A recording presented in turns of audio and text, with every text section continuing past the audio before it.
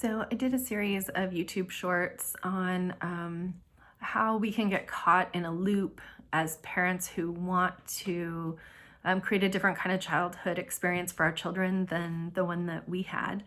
And how we can get caught in a loop between our intentions to do better and the way that our nervous system and our body responses are wired for and with a lot of experience in these other tactics of like manipulation or criticism or control. And so what can happen is we have our intentions to do things differently, and we do a good job of that a lot of the time. But when we get overwhelmed or we're way over capacity or a lot of things are going on, we can tend to revert to the things we are most familiar with, which is our parents' ways of getting people to relate with us or getting people to do what we're asking them to do. And when that happens, the response of this parent who wants to do differently, who's trying to create a different experience for your children, that can feel really terrible. We can feel guilty. We can feel shame. We can feel, like we're failing. And that will add to the distress of having behaved in a way that we didn't want to. And what it does is it often creates a dynamic where we kind of flip back and forth then between being somewhat authoritarian and demanding control and compliance, and then we'll feel bad about it because of the way we went about doing it, and we can get to be overly lenient or overly apologetic. Now, a well-placed, honest apology is always a good thing in a relationship, but sometimes we get overly apologetic. It makes us overly lenient, and we're trying to sort of make up for the mistake we feel like we made. And so we can start to feel pretty crappy about things. It creates more distress. And really what we're looking for, I think, in that moment as these conscious parents is that we're really trying to parent with presence, right? We really want to show up well in our relationships with our children. We value our relationship with them. We value having good communication and good relational skills. And so when we're caught in this kind of cycle that makes us feel crappy about our parenting, but we're really dedicated to finding that solid ground.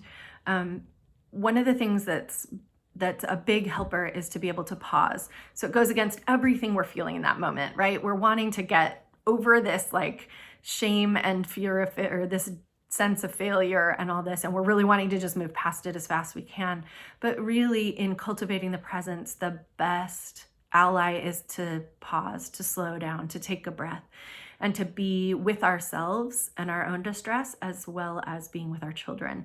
So our job as parents is to grow an inner parent that's capable of both taking care of our inner one who's getting upset and who feels pretty cruddy, and taking care of the child that's in front of us. And I think that's the desire when we say we want to be a better parent than our parents were. I think that's the desire that we have, or that's my best articulation of it at the moment.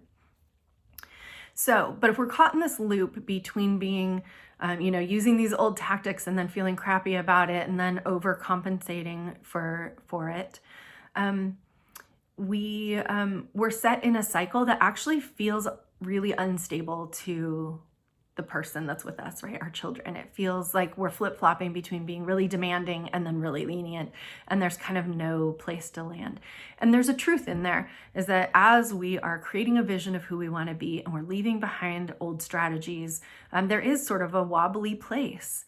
And to give ourselves compassion there is to be able to pause and to be able to start to listen to what's going on in us and listen to what's going on in our children.